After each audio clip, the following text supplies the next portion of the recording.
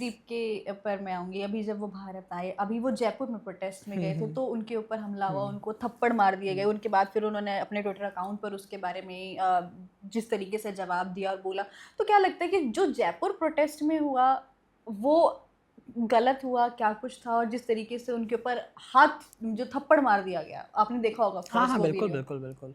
तो जयपुर प्रोटेस्ट में जो उनके साथ हुआ है वो बहुत ही गलत हुआ है, वो नहीं होना चाहिए था। बट ये जो भी किया गया है एंड ये तो मिली साजिश ही है। क्योंकि सरकार को नहीं पच रहा कि कोई इतने यूथ को एक साथ इकट्ठा कर रहा है। कोई सरकार के खिलाफ सवाल पूछ रहा है, सरकार को नहीं पचता ये चीज़। तो इसीलिए उन्होंने भेजे हैं अपने कुछ लोग जो खुद को राष्ट्र बिल्कुल एकदम नेशनलिस्ट बताते हैं। वो उसने भी बोला है कि मैं नेशनलिस्ट हूँ। एंड ये सिर्फ वही है, इनमें डर है, सरकार में डर है। फियर एंड कावर्डिस की निशानी होती है कि आपके पास बोलने के लिए कुछ नहीं बचा, आपके पास देने के लिए अकाउंटेबिलिटी नहीं है, तो हाथ छोड़ दो। डू यू थिंक कि वो बीजेपी के लोग थे जिन्होंने इस तरीके से जिन्होंने थप्पड़ मारा था? मैं ये नहीं डायरेक्टली ये नहीं बोलूँगा कि बीजेपी के ही लोग थे, बट हाँ, कोई इन्हीं से मिले-जुले लोग ही थे। बाकी हाँ, इस बार तो अभिजीत दीपी को तो थ्रेट है ही है कि जैसे जयपुर में हुआ। इस बार तो मुझे खुद डर लग रहा है, कोई मुझ में आके 4 थप्पड़ फेल के चला ना जाए।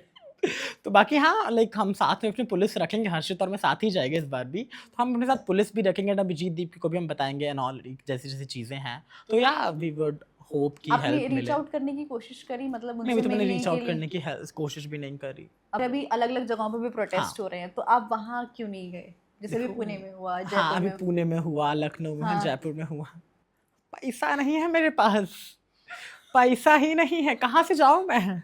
अब वो स्पॉन्सर करे तो मैं बिल्कुल पहुँच भी जाऊँ, बिल्कुल साड़ी-वाड़ी पहन के नेता बन के, बट पैसा ही नहीं है। दिल्ली तक तो पहुँच भी जाऊँ एक बार अगर को मैं। सीजीबी में आप गए तो स्पोक्स पर्सन की उपाधि तो आप ले ही लेंगे। हाँ यार, दे तो देनी इज देयर चाहिए। एनी डिमांड जो आप बीजेपी गवर्नमेंट से करना चाहते हैं, या जो हमारी सरकार है उनसे करना चाहते हैं, if you get a chance to meet with prime minister और विद धर्मेंद्र प्रधान? हाँ, तो पूरी लिस्ट है टू बी ऑनेस्ट, बहुत लंबी लिस्ट है।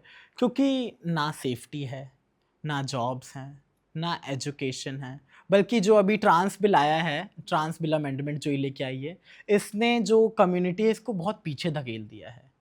क्योंकि एक नेगेटिव इम्पैक्ट ही पड़ेगा इस बिल का जो अब एक्ट बन चुका है। हम्म। तो हाँ, सरकार चाहती है सरकार यू आर हाँ। टॉकिंग अबाउट आर्टिकल 370 से?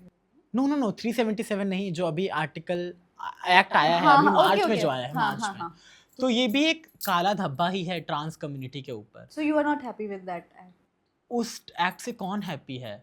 अगर मैं आपसे ही बोलूं कि आपको अपना जेंडर प्रूव करने के लिए एक मेडिकल बोर्ड के सामने अपने कपड़े उतारने पड़े, will you agree with that? Nobody will agree.